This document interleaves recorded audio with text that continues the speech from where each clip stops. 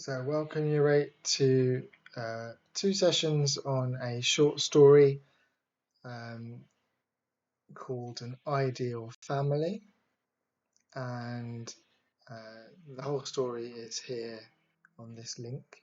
So hopefully you've been through Show My Homework and seen this attached file, so you have a copy of the story that you can read, and you're watching this on our English YouTube channel, so you've got all the resources, me reading, and you have the story you can read yourself. Now, as we've been with our other extracts, we're going to follow a similar format. So this first session of two, I'll be reading the extract and the questions, and that'll be our first session. And in the second session, I'll be going over your responses and possible answers to the questions. So we're doing close reading. So we're looking at what's happening, the story, characters, and themes and imagery that's used. So we have a character, Mr. Neve, who the story focuses around. It's a third-person narrator that follows Mr. Neve and his family, and the third-person omniscient narrator is able to go wherever and take us into his mind and his thoughts, as well as explain what he's doing. So we have that different perspective. We can go right in and know exactly what he's thinking, as well as what he's doing and where he's going physically. We have his emotions too. So that's interesting. Look out for where the narrative changes from actions to internal thoughts. So you've got the external event and internal thoughts. And what are the themes? What is the story? So old Mr. Neve, big clue there. And the idea of ideal family. Do you have an ideal family? Does anyone have an ideal family? So we'll think about things like that after I've read the extract.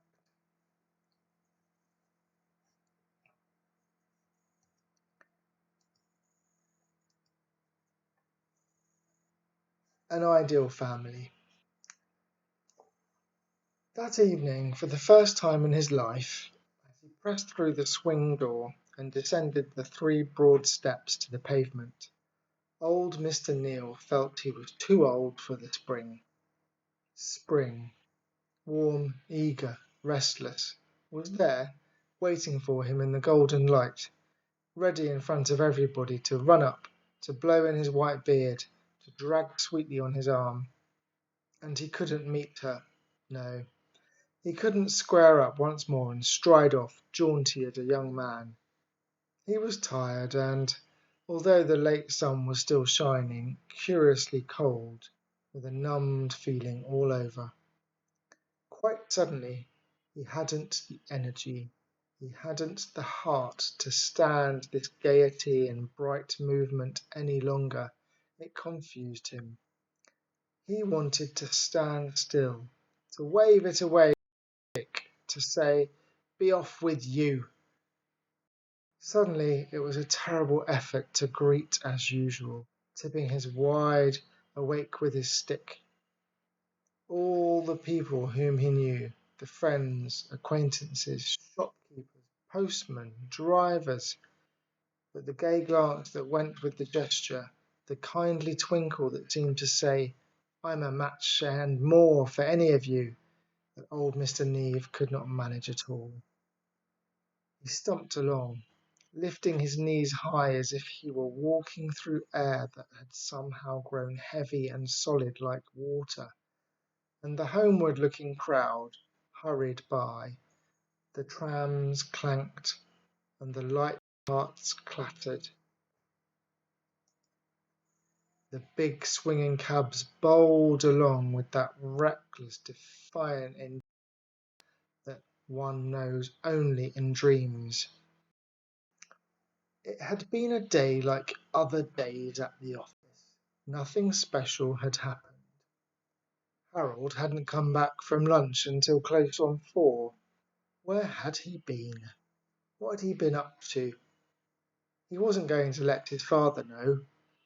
Old Mr. Neave had happened to be in the vestibule saying good-bye to a caller when Harold sauntered in, perfectly turned out as usual, cool, suave, smiling that peculiar little half-smile that women found so fascinating. Ah, Harold was too handsome by far. That had been the trouble all along. The man had a right to such eyes, such lashes, and such lips, it was uncanny. As for his mother, his sisters, and the servants, it was not too much to say they made a young god of him. They worshipped Harold. They forgave him everything. And he had needed some forgiving ever since the time when he was 13 and he had stolen his mother's purse, taken the money, and hidden the purse in the cook's bedroom. Old Mr. Neave struck sharply with his stick upon the pavement edge. But it wasn't only his family who spoiled Harold, he did. It was everybody. He had only to look and to smile, and down they went before him. So perhaps it wasn't to be wondered at that he expected the office to carry on the tradition. Hmm, hmm. But it couldn't be done. Not business. Not even a successful, established, big paying concern could be played with. A man had either to put his whole heart and soul into it, or it went all to pieces before his eyes. And then Charlotte and the girls were always at him to make the whole thing over to Harold, to retire, and to spend his time enjoying himself. Enjoying himself! Old Mr. Neave stopped dead under a group of ancient cabbage palms outside the government buildings. Enjoying himself! The wind of evening shook the dark leaves to a thin, airy cackle. Sitting at home, twiddling his thumbs, conscious all the while that his life's work was slipping away, dissolving, disappearing through Harold's fine fingers, while Harold smiled. "Why will you be so unreasonable, father? There's absolutely no need for you to go to the office. It only makes it very awkward for us when people persist in saying how tired you're looking. Here's this huge house and garden. Surely you could be happy in appreciating it for a change. Or you could take up some hobby." And Lola the baby chimed in loftily, "All men ought to have hobbies. It makes life impossible if they haven't." Well, well. He couldn't help a grim smile as painfully he began to climb the hill that led to Harcourt Avenue. Where would Lola and her sisters and Charlotte be if he'd gone in for hobbies, he'd like to know? Hobbies couldn't pay for the townhouse, and the seaside bungalow, and their horses, and their golf, and the 60-guinea gramophone in the music room for them to dance to. Not that he grudged them these things. No, they were smart, good-looking girls, and Charlotte was a remarkable woman. It was natural for them to be in the swim. As a matter of fact, no other house in the town was as popular as theirs. No other family entertained so much. And how many times old Mr. Neave, pushing the cigar-box across the smoking-room table, had listened to the praises of his wife, his girls, of himself even. "You're an ideal family, sir, an ideal family. It's like something one reads about or sees on the stage." "That's all right, my boy," old Mr. Neave would reply. "Try one of those. I think you'll like them. And if you care to smoke in the garden, you'll find the girls on the lawn, I dare say. That was why the girls had never married, so people said. They could have married anybody, but they had too good a time at home. They were too happy together, the girls and Charlotte. Hmm. Well, perhaps so. So there we have beginning section of the story An Ideal Family. So if you would like to read the whole story, you should have this link. Press Control and click on the link and it will take you there. So here's our questions, what I'd like us to focus on in our thinking. So we have some straightforward questions, just evidence from the text about events, things that happened, see if you're paying attention, go back and find the section, but we also have some more detailed thinking questions based on themes and the characters and the ideas that we come across. So the first 6 questions are about the first paragraph, main section. So number 1, how many steps are there and what adjective describes them? 2, what 3 words describe spring? 3, so how is spring personified?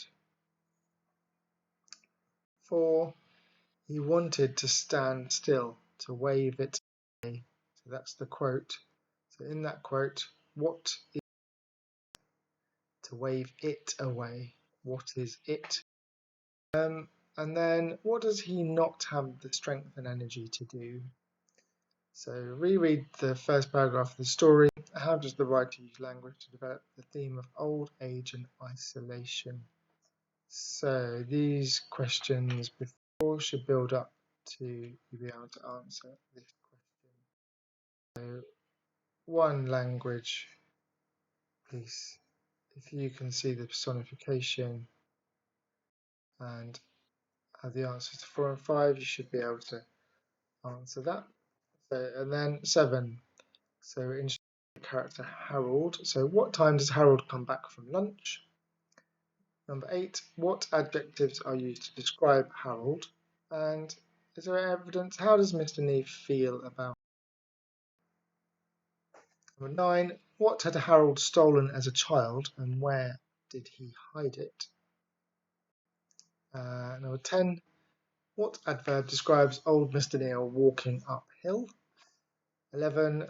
What do they suggest old Mr. Neal should do instead of work? So what does his family say? His son and daughter. The youngest child, Lola. And 12. How much did the gramophone cost? 13. What do people think is the reason old Mr. Neal's daughters aren't married? And you can do some of your inferring in there as well. Is there any clues? Why do you think his daughters are married? Is it because they're so happy at home? Because it's ideal? And then number 14, the paragraph beginning with well, to listen to the praises of his wife, his goals of himself. So how does the writer use Mr. Neve's thoughts to develop the plot? What is the effect?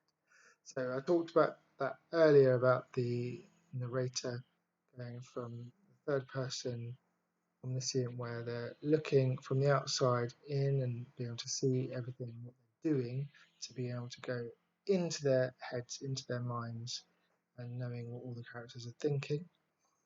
And then what is the effect of using spring imagery to show Neve's mental and physical condition? So what do you think about the symbolism there of spring and to do with Mr. Neal? So we talked about that in symbolism, and lots of you have good minds, good thinking about that idea, so that would be interesting. So this text is not a basic text, it's quite complex, and it's got set in a unfamiliar context, family values very different to modern time. So do your best on these questions. Don't worry if you're not sure about any of them. Session 2, I will be going through the answers to these questions, and thank you very much for listening.